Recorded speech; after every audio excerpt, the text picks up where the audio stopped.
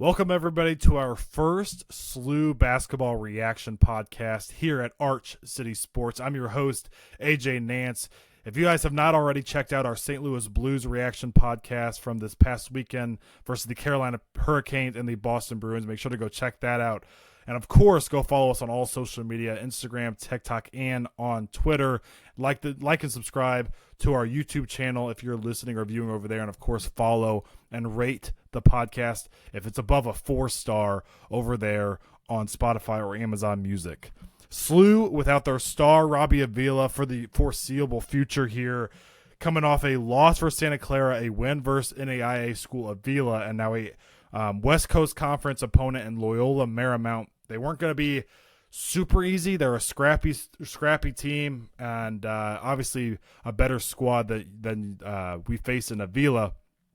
But still, even without Robbie Avila ourselves, was a game that we knew we should have won, and we did win in this one. So SLU with a 77-71 victory, got a lot closer at the end there than it was for the majority of the matchup. We were up by 20 late in the second half, and Loyola went on a run, and I think we let up a little bit.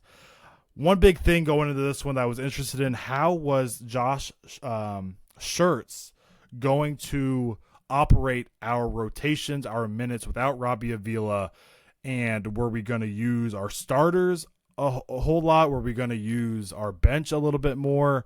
And he decided to take our two main production, actually three main players that have been producing in our rotation, Gibson Jimerson, obviously, Isaiah Swope, and Kalu Anya, and give them heavy minutes. Gibson Jimerson played the entire 40 minutes in this matchup. Isaiah Swope played 36 minutes, Kalu Anya 34 minutes, and they all put up very nice numbers. Gibson Jimerson, 6 for 12 from the field, 6 for 10 from three. We know he's one of the most lethal three-point shooters in all of Division I college basketball. 23 points, 7 rebounds from Gibson Jimerson. Isaiah Swope, who got it started with 2 early threes, he went 8 for 19 from the field, 3 for 8 from three, 23 points, 4 assists. And I mentioned Kalu Anya, who I think was kind of a toss-up to be starting him or AJ Casey and coming into the season. He's ran with that kind of power forward position, 4 spot in the starting lineup. 34 minutes played, 4 for 11 from the field, 9 points, 5 assists, 13 rebounds, doing a little bit of everything and cleaning up on the glass for us. Kellen Thames also in the starting lineup, 30 minutes, 5 for 5 from the field, 12 points, 7 rebounds. Kellen Thames for the first 3 games of the year maybe has not been our best player. I'd probably give that to Gibson Jimerson.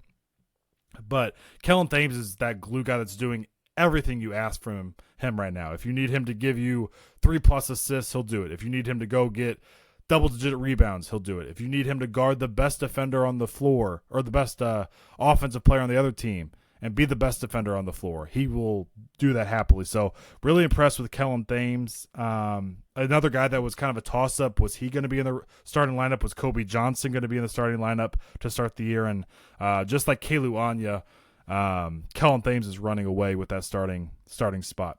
Kobe Johnson did get the start in this one over Amari McCautry. Now, I thought that was interesting. It's probably because Amari McCautry being a freshman versus an NAIA school, that's probably a good time to get him some playing time. McCautry off the bench only played 7 minutes in this one.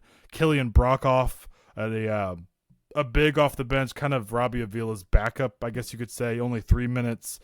And Kobe Johnson, as I mentioned, in the starting lineup, 18 minutes, 0 points, 1 rebound, 1 assist. Didn't do a whole lot offensively for us in this one. A lot of it was, as I mentioned, Swope, Jimerson, and then Kalu Anya cleaning up the glass. Larry Hughes, 16 minutes off the bench. Josiah Dotzler, 16 minutes off the bench.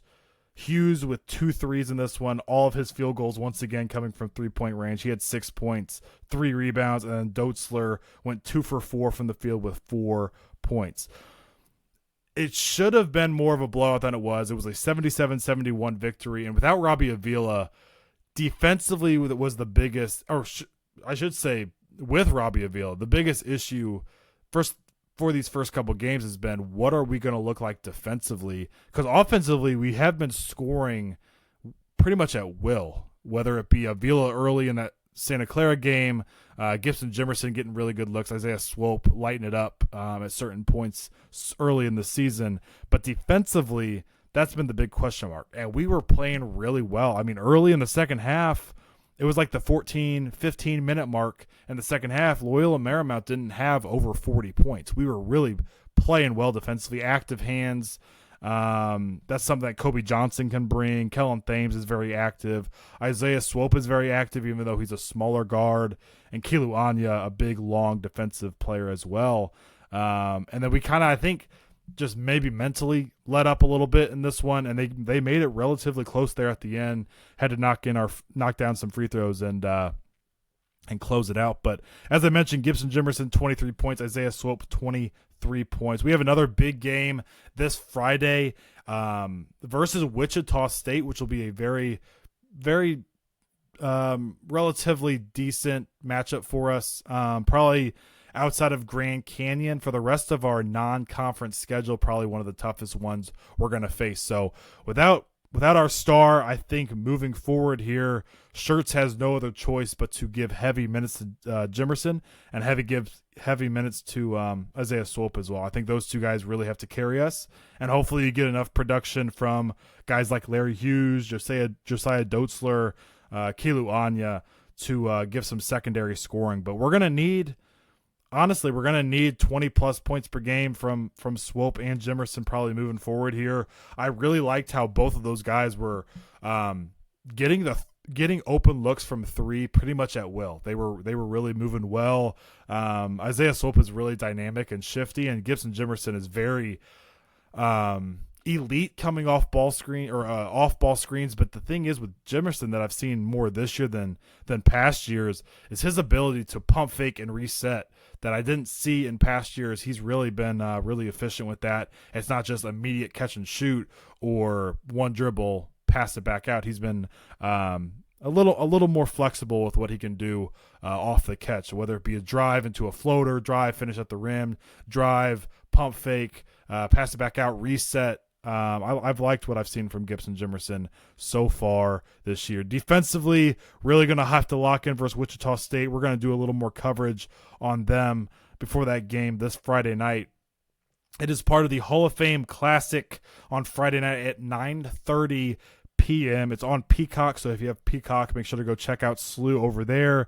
And then we have that upcoming Monday and Wednesday, both games, versus Quinnipiac and then versus UMass Lowell, both at home here at SLU. So good win versus Loyola Marymount. Nothing to be super ecstatic about in this one, kind of like how I felt against the Blues versus the Bruins this past weekend. But a win is a win, and we move from here. We are 2-1 going into our Friday matchup versus Wichita State. So hopefully keep building off this and build up some wins with our big man being out and Robbie Avila. So thank you guys for listening to this one. Make sure to go like and subscribe on YouTube, follow and rate the podcast on Spotify or Amazon Music.